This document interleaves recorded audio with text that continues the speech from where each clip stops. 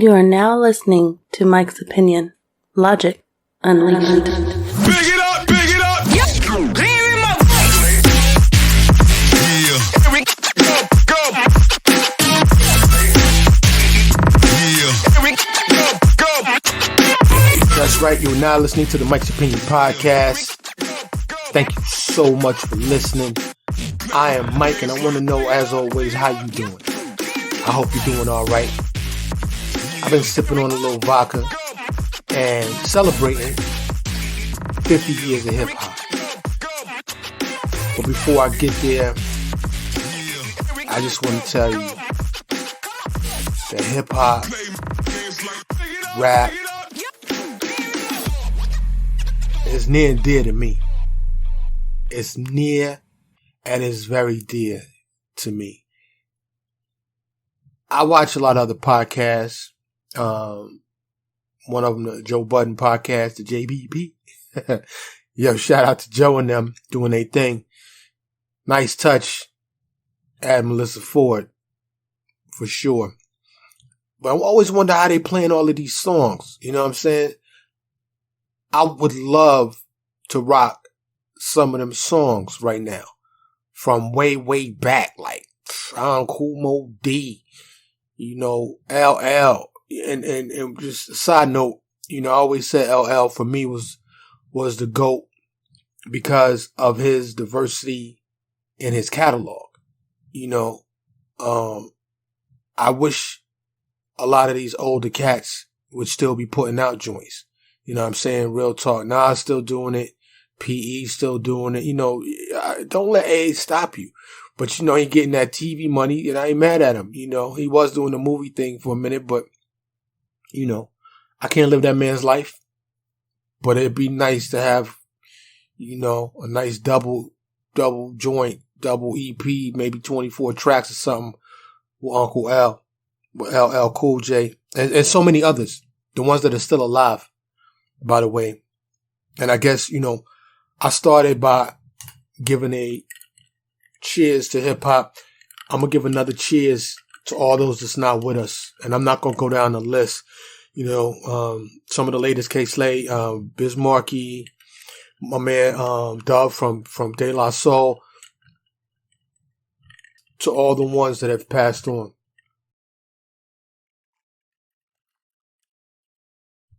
We all can't live forever, sadly. But what we want to. I digress like normally. Hip-hop is one of two things. Hip-hop and sports that black people, period, but black men, I'm a black man, so of course I identify as such because I am that. Where will we be? Black men. Where will we be if we didn't have sports or hip-hop? If we didn't have music and sports? I shudder to think. Right? But I'm glad we got it. And we own that shit. Well, not necessarily, but we own it per se. I'm not getting into that neither. You know. But maybe another app. But hip hop, growing up in New York City, you gotta understand, there's a lot of people. And, you know, grandma's crib, where I was earliest primarily raised until I got my mobility, was in Harlem. Closest projects to the Apollo. You know what I'm saying? Home of many greats. People that I know. I'm not trying to clout chase. I'm not trying to drop names of people that I know. I know a lot of famous people. A lot of famous people know me. Grew up with them. I may drop some names in the stories that I'm telling because they're part of the story. But I got people that you would know that I saw every day, that I know, and that went on to greatness. My mom's lived in the Bronx, and I bounced back and forth primarily. Went to Staten Island a couple times, but not a whole lot. Queens too. Ran around Brooklyn a little bit, but primarily Harlem and the Bronx is where I was at. And You gotta understand, I'm born in the 60s. She's a gray hair. You know what I'm saying? And I still feel young and strong though. You know what I'm saying? I've been blessed. But, I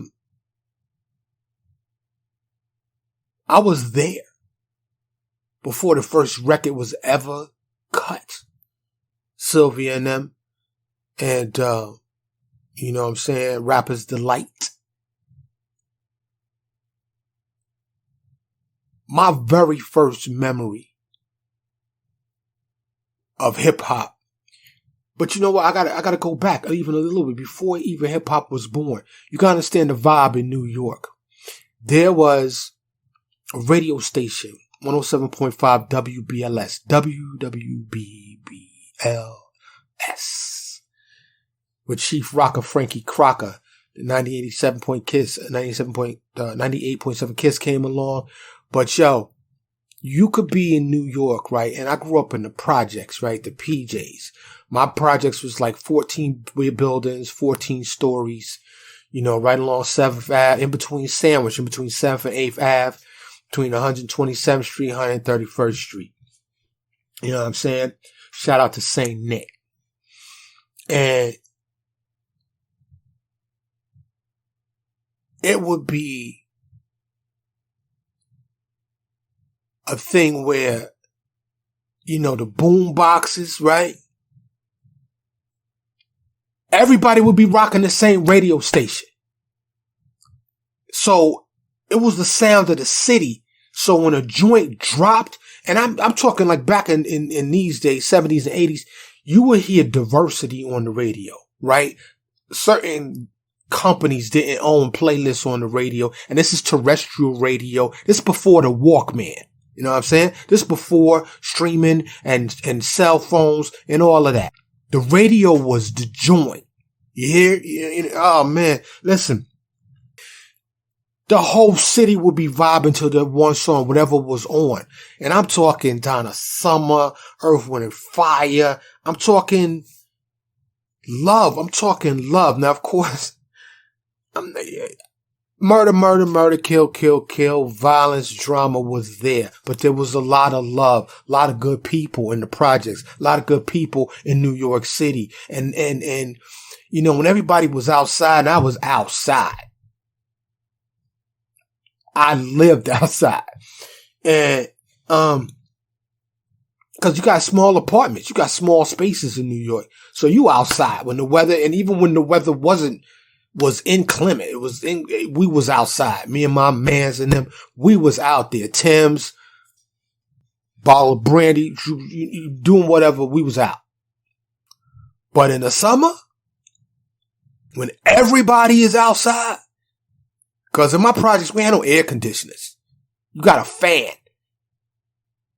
And my nana taught me to lay that on a pallet. You lay a sheet down, or you lay a blanket. You put a sheet on top of the blanket. You get a cool glass of water with some ice in it. You open the windows. You put that fan on you, and you lay still. That's what you did when it was hot. Well, no AC. And every couple apartments, you know, you see somebody got that window unit in there. But the housing, they wouldn't even, you know, for why they banned them joints, because a couple of them fell out the window. Anyway, but before we started scratching on the ones and twos and stealing power from the street light, and getting shut down by the police when all we was trying to do was have a party. Before all that, it was a vibe in the city just with the radio station. People loved music in New York. They say music calms the savage beast. So it was like that. You know what I'm saying? People shooting dice, playing ball, doing this, doing that. You gotta understand, it's millions upon millions and millions of people in a small geographic area. People living on top on people. 14, 20 stories. Yo, my project was a little city. The inhabitants of my one project would take up several subdivisions in the burbs. So I tell people all the time, growing up in New York City, is like a exercise in sociology.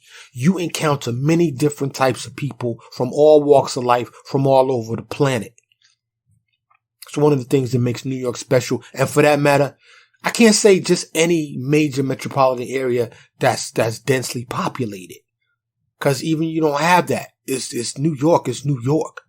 And yeah, I'm biased. And you know, for this episode, I threw on the Fitted. And we didn't even have Fitted. We had the joint with the plastic, with the, you know what I'm saying? This before Fitted. We still had them Yankee caps. You know what I'm saying? I told my wife I was reluctant to do this episode because I've been wanting to do, just like I'm going to do my UFO series. Yes, I know. Y'all been writing me about it. I know it's coming. But I've been wanting to do a hip hop series, but I can't do it because I even wrote the record companies, the people that holds the masters and this and that. I couldn't get nowhere. So if you know a way around that, where I can play some music legally, let me know. Ayo, Spotify. I've been giving you my content for free. Reach out. Give me an exclusive deal. Pump me. Promote me. This is substantive. So I can play some beats on here and do a real hip hop series. So I'm a young man, typical, right? Single parent household, moms and grandmoms. Really no mentorship, no uncles, no none of that.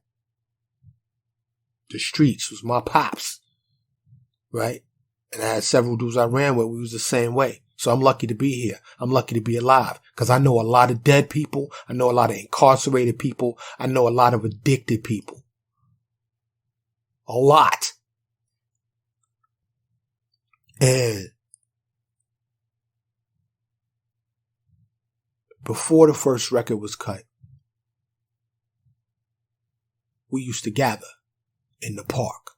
And in my projects, we had 2 big parks and we had a little park. We had several little parks. So, you know, if you was going to the big park, yo, you gonna meet me out? Yo, meet me at the big park. Meet me at big park. Yeah, all right. You know, hoop was going down, handball courts, you know what I'm saying? The swings and all of that. But we used to gather. And whoever was courageous enough to bring out their equipment, because it might get snatched, so you need to bring your crew with you. And you brought out the crates with the upper LPs in them. You might have a 45, but mostly them 33 and the third joints. You know what I'm saying? So you could scratch some joints. You get 2 turntables and you get your man. And where we gonna get the power from? Get it from the street lamp. There's street lamps all over the place. Tall joints. They got the box, little square down at the bottom. Pop that joint. You get your power. Boom. Long extension cords. And you throw on the music. Shoot out the lights. And it was a vibe. It was a party in the park. Homemade. You couldn't get no more organic. And yo, you'll be surprised how quickly things spread. And this was all around the city. Harlem, the Bronx. A lot of times it ended in fights. A lot of times it ended in gunfire. A lot of times it ended with the cops. Yo, you're getting that power illegally. Con Ed ain't feeling that. So we gonna shut y'all down and run y'all out. But that didn't stop us from rocking again the next weekend. All over the city. We used to call them the Jam. Yo, you going to the Jam? Yeah. Flyers started getting put out. I think it was one Christmas or birthday. Moms and them got me 2 Technique turntables and the Gemini mixer. I was a little upset. Not really upset, just a little disappointed because they didn't give me the crossfader. All my joints was up and down. All my slide joints. But I rocked with it. And you know, in hindsight, it's 2020, right? Who knew? It was going to blow up to be this. Worldwide. Influencing every corner of our society. But I'd be an old head in the game right now, right? Maybe I might not be alive. Maybe I might, cause a lot of them old cats, I don't know, a lot of them wasn't getting money like they getting money out here now. I'll just say that. People was in it for the love, for the recognition, and for the honey dips, yo, for the honeys. Yeah. Love the ladies. I have so many, I'm just thinking to myself, I remember at 129 in the Bronx off of 180th Street, they had a jam there. Bambaataa, Africa Bambaataa was there. Kool Herc. And it was packed. There was thousands. If I had to estimate, there had to be, 5,000 people out there. And it was the joint. It was the joint, yo. Oh man. But I don't want this to be an 8-hour long episode either. So I'm gonna move along. So I don't know what year this was. Cause I don't know what year Rapper's Delight came out. Sugar Hill Gang. But there used to be this record shop on 125th Street. And closer to 7th Avenue. And they used to have this big speaker out front. And they used to always be playing music all the time. Try to get you in so you could buy, back then it was a 45 or a 33 and a third. You get the big LP or the little 45, the little single. Had the A side and the B side on it. And my grandmother, God rest her soul, I miss that woman. My grandmother, I'm at the crib, right? I lived on the 12th floor. Excuse me. I lived on the 12th floor and my grandmother comes because, she would do shopping. It was what they called the A&P. There was the A&P. Then she'd go to the meat market. Then she'd go to Susie's on 8th Avenue. You know what I'm saying? Sometimes she'd do different shops. Anyway, she comes home excited. My grandmother. And she wasn't no, young grandmother. My mom's had me in her mid-20s. So, she was my grandma. So, she wasn't real old at that point, but anyway. She comes home excited. And we used to go to the record store every weekend. Right? This was like a tradition in my family. Okay. Every weekend, Saturdays usually, we get up in the morning, we go to the record shop, boom, we copping that joint, and we come home, we playing music all day. For the rest of the weekend. Saturday, Sunday. And we just would love music. I come from a musical family. My mom was a dancer for a minute. Ballet dancer. Ballet. Not exotic. Not that there's anything wrong with that. But I'm just saying my mom was a ballet dancer for a minute. Anyway. So. I'm like, yo, what's up? She's like, yo, you gotta hear this. You gotta hear this. I'm like, all right. And she had this big old school Zenith console. And it had a big black and white 27-inch TV in the middle. It was brown. It was made out of wood. And on the left side, it had the radio with the radio dials. And on the right side, sunk it into the cabinet, was a record player.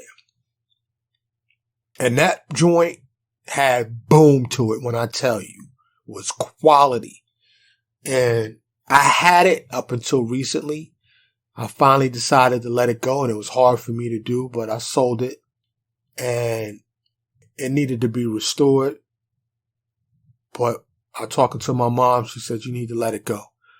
My plan was one day when I had a mansion, which I do not, what I was going to do, I was going to recreate my grandmother's living room. And along with other nostalgia, I was going to call it the nostalgia room, with furniture and things that I had growing up, but it didn't materialize. So, but anyway, this joint used to bump. So she said, you gotta listen to this. My grandmother said, you gotta listen to this. And don't.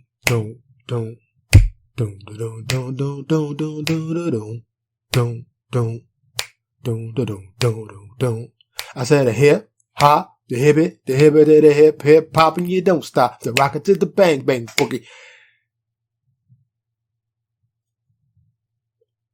We was all blown away. The whole city was. The whole nation was. And Soul Train was popping back then. You know, of course, I told you how the radio, like, we would hear that twice an hour, probably, for weeks. And the jams was the jams, right? It was another thing to do. But when that joint came out, when Rapper's Delight dropped, it was a validation. It was a celebration. It was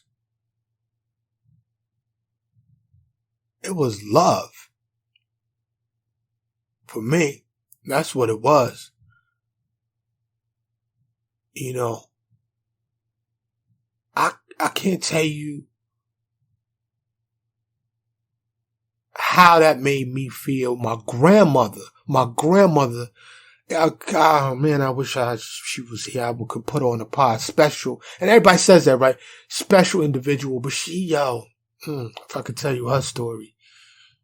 So many stories, right? But her story, but to just cop that, to recognize that, to feel that at her age, and to cop that and bring it home excited, like, yo, you gotta hear this. I can't thank her enough, and I'll never forget it. Never forget it. You know. So, that was the beginning. The jams in that record was the beginning for me, and that's how it began for me. In the afternoon, my grandmother coming home with the Sugar Hill Gang. I don't have to tell you that it blew up. It blew up. Grandmaster Flash. I told you I'm not trying to name drop or anything, but so my man Tony, his name is Chad. We called him Tony. That was part of his name. Anyway, he had these cousins. Correct. No, one correct. That's my other homeboy. But one of them was named Sty. Two beautiful older cousins that I was in love with. They were so fine. So, one day, I'm in the Bronx at my mom's crib, and she lived off Crotona Ave, and another 14-story building. These had terraces. Anyway, and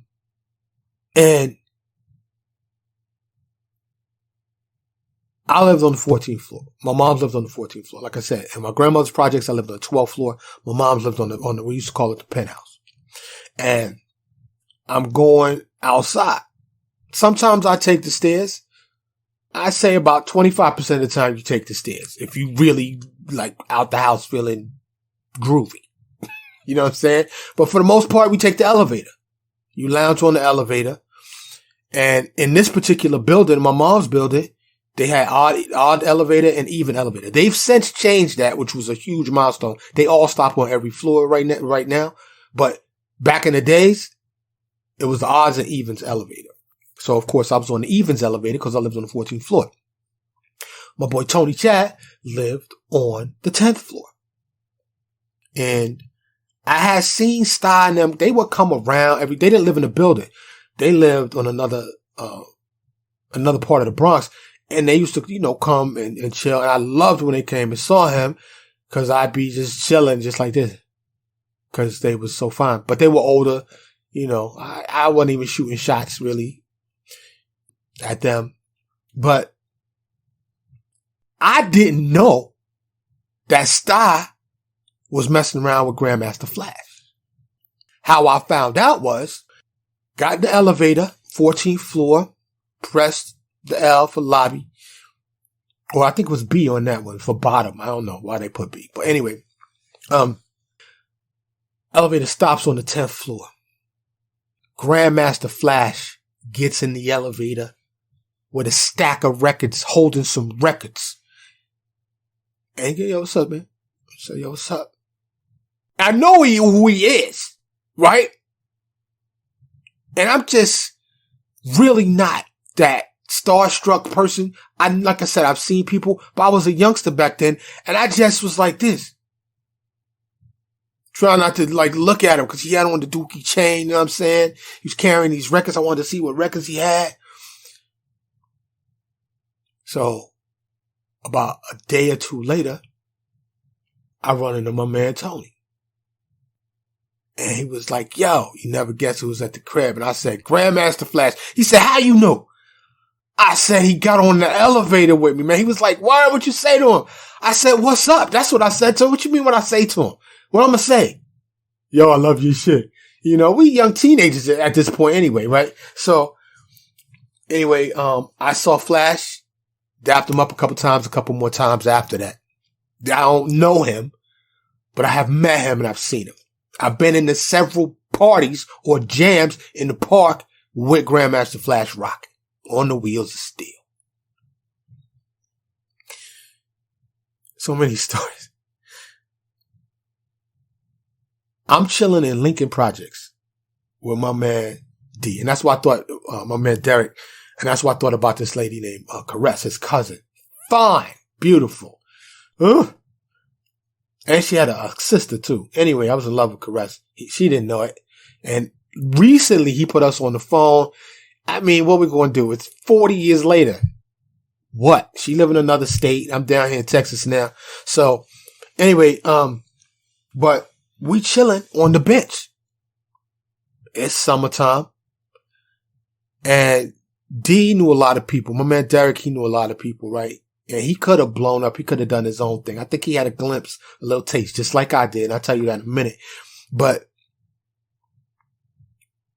Dougie Fresh comes and sits on the bench with us. And he's talking to Derek. He's like, yo, what's up? What's up? And well, you know how somebody be talking about something, but you don't know if you believe him. Cause he was like, yo, me and Dougie this, and me and Dougie this. And he was really close with Barry B, who was Dougie's, DJ. And I think it was Chill Will, Ill Will. But anyway, and I knew Barry, but D would always be talking about like, yo, yeah, you know, I'm going to do this with Dougie, do this with Dougie. It's like, yeah, all right. And then they just, Dougie came up to him, gave him 5, and they talked for like 10 minutes. I really wasn't in the conversation. I was just talking because they was talking some business stuff. But it's things like that that make me love hip hop. Now, I want to tell you, like I said I would, about every, like 75% of every young black and Latino, mostly Puerto Ricans is up in New York, right? Either got 2 turntables and a mic, wanted one. Everybody was going to be a hip hop, a rapper back then anyway. Excuse me. That's what we call them. You're going to be a rapper. Everybody had it. There have been so many groups. I have LPs. I have records of dudes that was either in my projects, a couple in my building that actually got joints pressed, that did a little shows, but went absolutely nowhere. They didn't get signed, and it wasn't because they wasn't good. It was just because the amount of people trying to get put on. And even like I said back then, it was not even really for the money. Yeah, I mean, you would make some money. You have a quarter feel, some Playboys or some British Walkers, you know what I'm saying? The permanent crease in your joint, you know what I'm saying? This was even before the bubble gooses started popping off. You know what I'm saying? You might have a Kangol or something, the big rope. I know y'all like, some Kazals. Some people's like, what are you talking about? Look it up. I'm talking about hip hop fashion, New York fashion back in the days. Cause I had my British Walkers. I had like 4 different joints with the colors. I had the 2-tone joints. I had the Playboys with the sole this thick. I remember my burgundy suede Playboys. Woo! Rocking them with the leads. Couldn't tell me nothing. Yo, it's fly. The mock neck. Yo, in New York, you gotta stay fly. Because people will just call you out if you bummy. You find a way to stay fly. If you got two nickels to rub together, you gonna go get you something. You know what I'm saying? So, anyway.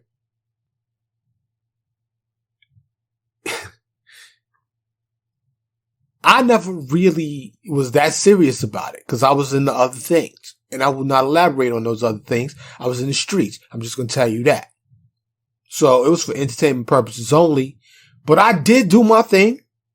I learned how to scratch with the vertical sliders. I didn't have a horizontal slider.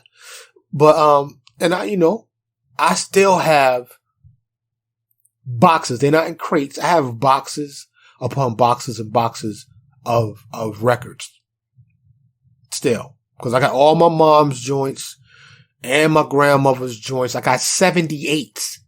For those you don't know, there was 45s, 33s. I got 78s. I got some reels to reels. I got 2 boxes of 8-track tapes.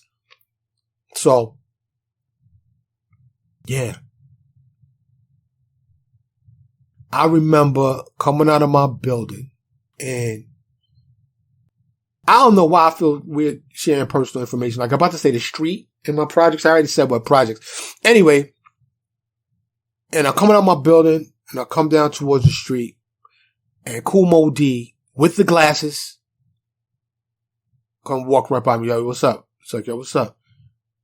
And Kool Moe Dee was huge in the city. I go to work.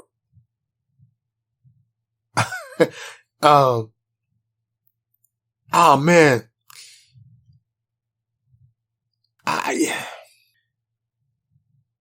So many stories that I can remember, right? LL used to know some heavy hitters. And so did I. He's talked about them. I know those same people. And I remember, when L blew and I had came back to the city, I had left the city and came back. I was on a visit and I had rented an Expedition and I was with my man and he had a demo tape with him. But I just ain't really, it's one of my Bronx dudes. My Bronx crew was my Bronx crew. And I had several Bronx crews, dudes that you kick it with, you hang out with. You got your regular crew and you got your semi-regular crew. Then you got your partial summer. Just growing up in New York, you interact with different people. You hang out with different people at certain times for certain things, for, whatever. But I didn't really mix my Bronx people with my Harlem people. In retrospect, I can't really tell you why. They was just different people. Like the Bronx, once you crossed that bridge, you knew you was in the Bronx. I can't tell you how you know that. You could feel it, especially if you grew up there. You knew, like if somebody blindfolded me, spin me around, took me on a chopper, and just, I rappelled down onto a street anywhere in the 5 boroughs. In 60 seconds, I could tell you what borough I was in. Just by feel, just by knowing. I could tell you what borough I was in. It was just one of those things. I can't explain it. Any other New Yorker can probably tell you the boroughs have a feel.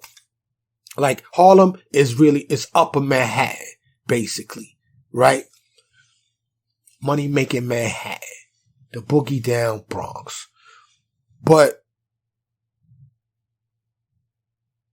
being in the South Bronx with the gangs when they was burning buildings for insurance money, when crack was introduced, when my mans was outside playing the bongos till 4:00 in the morning, when the shots was ringing out, when I was telling my homeboy, but he's not really my homeboy. It's just a dude I know. We might become friends. I don't know, but he's cool. Anyway. And I was telling him just the other day, I was like, I could come home with 25 phone numbers from 25 different girls in one day, just walking around New York. Just going to school, taking a bus and a train to school, hopping on the subway. Cause I wasn't shy, so those times was so special. And everybody says that, right? There's a song, it's not a hip hop song by Gladys Knight. It's called Memories. I'm pretty sure it's a remake. I think Barbra Streisand did it. Some other people did it. But, she said, talk about the good old days. Well, today, it's going to be somebody else's good old days. And we all think our good old days are the best because they're ours. But when I tell you that a lot of people's good old days did not include the birth of a phenomenon, their good old days do not hold the conception and the birth of hip hop.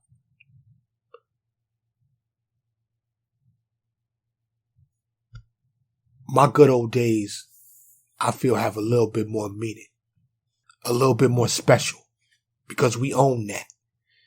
Some people, good old days, will be like, well, I was here when the internet was born, so was I. But the good old days, what, teenage years, 20s, right? I'm still having days and I'm still hoping to live another 50. Probably not going to happen, but I hope it does. I'm going to hope I'm here for another 50. And still got my mind. I don't know, for some reason I just thought about Bruce Willis. Yo, Bruce Willis, I hope you can come back from where you at.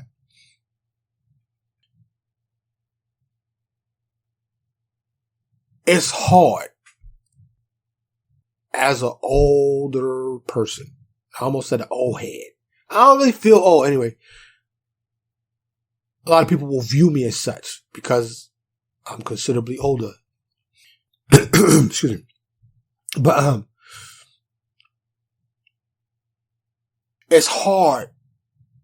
I'm thinking of so much stuff. It's really hard to keep my thoughts clear. And it might be something to do with the vodka too. But I like what I'm trying to say is I like some of today's new artists, today's hip hop. However, even though I vibe to it and I relate to it, so much of it to me is just to get a bag. And I can't fault you for wanting to get money. We all trying to do it. But if that's all you living for is to get money, I don't know, maybe if you want to help a bunch of people with it. But if, I saw my man in this Bentley today, Bentley SUV, and he looked happy. It was matte joint and it had like the bronze, little accents on it. And I felt good for him. I was like, yeah, that's a nice joint right there. But if that's all that makes you happy is material shit, YouTube been bugging. They cracking down, so I'm trying not to say any curses. It just don't feel the same. I'll put it like that. And it's not just the nostalgia. It may have something to do with the old school production and the content. The content. The actual subject matter.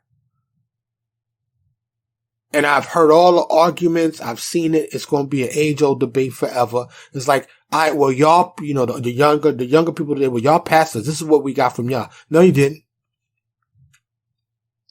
No, you didn't. Because we had gangster rap.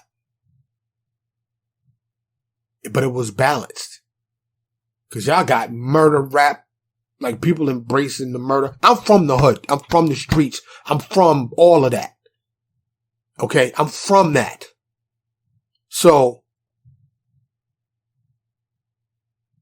there's nothing wrong with reporting on your story. But back then, to me, it seemed like we was more than that. It was battle rap. Like I said, this is why I say LL is the GOAT. Dear Yvette. Mama said knock you out. I should have pulled up his discography. He's got so many different songs, funny songs. You know what I'm saying? Cereal, Milky. Yo, I just like balance. I like well-rounded things. I like complete things, right? I rock with the hard. The hard is hard. Like my brother from another mother. Shout out to you. Yo, we got like a battle going on. Who can find the dopest joints, right? He even dropped a few Onyx joints on me. He don't know it though. I got a couple for him. I've been working on it. But we try to find new joints and then we share them, listen together on Spotify. We had to work out the technical difficulties, but we did. Man, I'd be glad to get some another background because this Blur joint don't be working consistently. Support the show, please. Links in the show notes. We had so many different joints. Like I said, like I Work by Kool Moe Dee, The Show, Slick Rick, Dougie Fresh, Biggie, when he switched it up, One More Chance, De La Soul, the Eric B. and Rakim. There's so many artists. 'Cause it's like that. And that's the way it is. Run DMC. My Adidas. Yo. It was joints you could just escape with. It seems to me. Correct me if I'm wrong. Mike'sOpinionShow@gmail.com or hit me up on any of the socials. But it seems to me the majority of today's new hip hop content is about who you killed, how much money I got, how my crew be killing people and will come and get your crew. How many things I just bought? How many shiny things? New car, new boat, new chain. How many girls I done kicked it with? And all the female rappers, all they talk about, get a bag, bag, Louis bag, Prada bag, Birkin bag, bag full of money, bag full of money. Bag full of money. Or how depressed they are. Now, hold up. I don't have a lot of time to listen to terrestrial radio. I don't know a lot of people that still rock with terrestrial radio. Everybody's in their playlist on one of the DSPs, right? So people can customize what they want to hear. They really rule what the new stuff we listen to. But it just seems that is the majority of the content. It's limited. I don't really hear too many happy songs. Like happy hip hop. It's all gotta be steeped in some trauma or some worship of money and material possessions. If I'm wrong, please let me know. Surely it's out there, but it's not getting major love, major attention, major airplay. It's not getting pushed. All the stuff that rises to the top that catches my ear that I hear,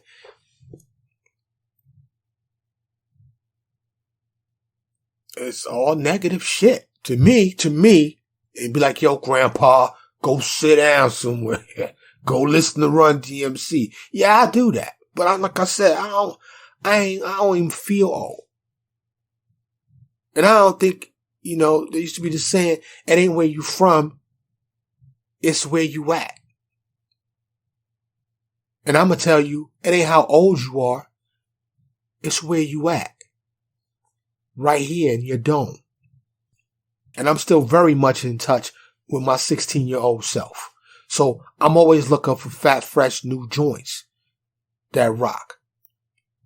There's this artist called Ciroc. I don't think she's that old. I really don't know. I know, I felt her joint enough. Wifey and I was in the front row at one of her shows at this small venue here in Dallas. I got pictures and video of it. And she was giving us much love in the front row. But it was, I don't even know what category they call it, but it was positive vibes. You know what I'm saying? And she came back. I didn't catch the next time she came back with Jay Electronica, Jay Elect and them, but I will never say gangster rap, the hard stuff, that I don't love it, because I do. All I'm saying is, where's the other stuff?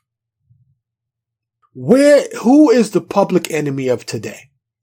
Van Glorious. I can't remember what artist that was, but where's the positive fight to power rap today? Where's the socially conscious rap today? The only one I could even think about was Chance the Rapper. But like I say, I ain't out there. I'm doing grown man shit. So I'm not, I still listen to music every day. Every day. Music is a part of my life. I make sure my young son gets music. My grown daughter, she loves music. We still talk about music. Sometimes she turns me on to artists. Sometimes I turn her on to artists. It's one thing that I like. Like I said, I listen to different podcasts. Joe Rogan. I mentioned Joe Budden. I listen to a lot of different podcasts. Sci-fi podcasts, news podcasts. Snap Judgment is another one that I enjoy. It's very entertaining when they tell stories.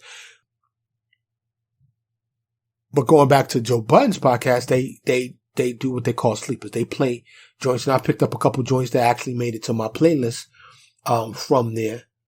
And I like that part of the show. I like that there's a show that's breaking new artists still. Him and his whole cast seem to have some of them be on the left. Ice. Anyway, with their musical choices, but 50 years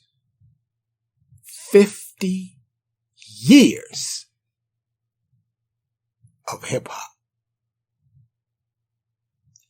If you want to holler at me, Mike'sOpinionShow@gmail.com. I'd like to know what you feel about hip hop. If you got any good hip hop stories. If I get enough of them, I'll do a follow up to this episode, and I'll just let everybody tell their hip hop story.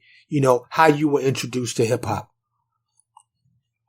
What you love about hip hop. Do you agree with me about the current state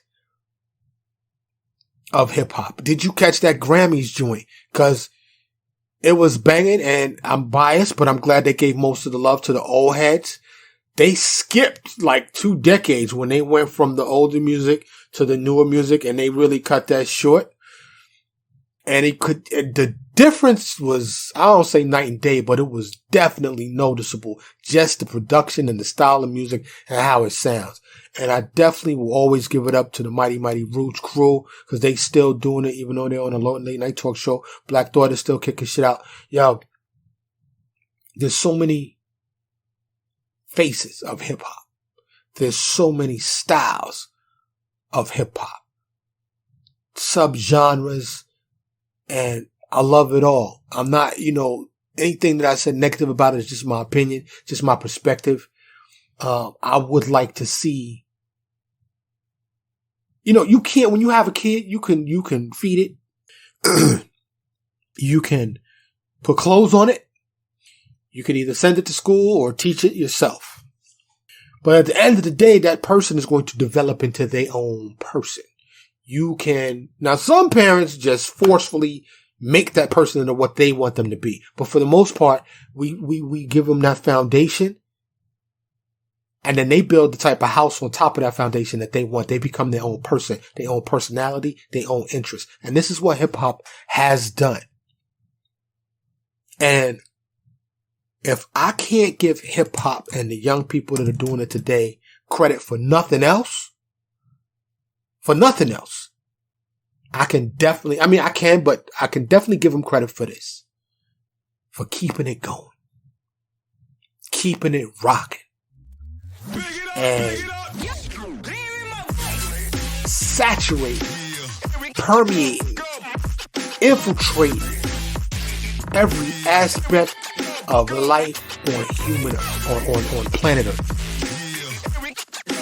So, happy birthday, hip hop. I love you. I'm Mike.